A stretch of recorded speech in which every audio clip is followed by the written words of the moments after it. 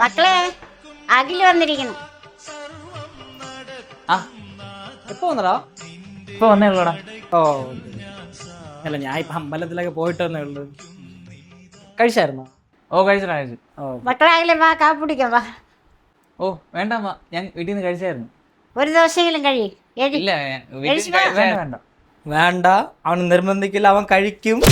ആ ഇവിടെ 2 ദോശ കഴിക്കട്ടവേ, നിനക്ക് എന്തിന് കുഴപ്പം? പിന്നെ ഞാൻ കഴിക്കട്ടെ.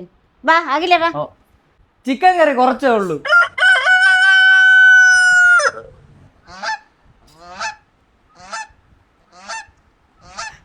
അല്ലേ നീ മുറുക്ക് കഴിക്കണാടാ?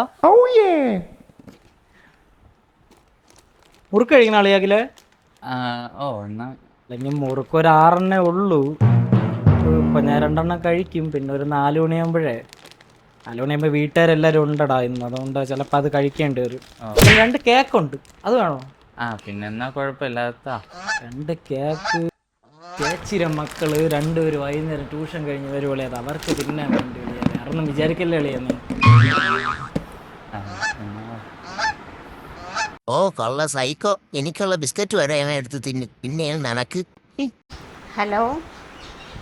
രമ ചേച്ചി. രമ ചേച്ചി സുഖം തന്നെ?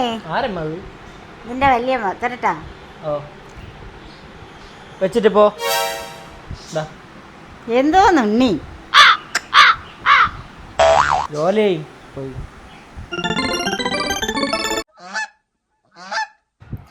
ഓ പൈസോ, സമയം ഒരുപാടായി അളിയ. എനിക്ക് മലയൻകീഴ് വില്ലേജ് ഓഫീസ് വരെ ഒന്ന് പോകണോളിയാ.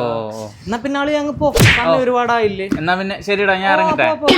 അമ്മ അഖില് പോണെന്ന്. പോയി പോയി പോയി.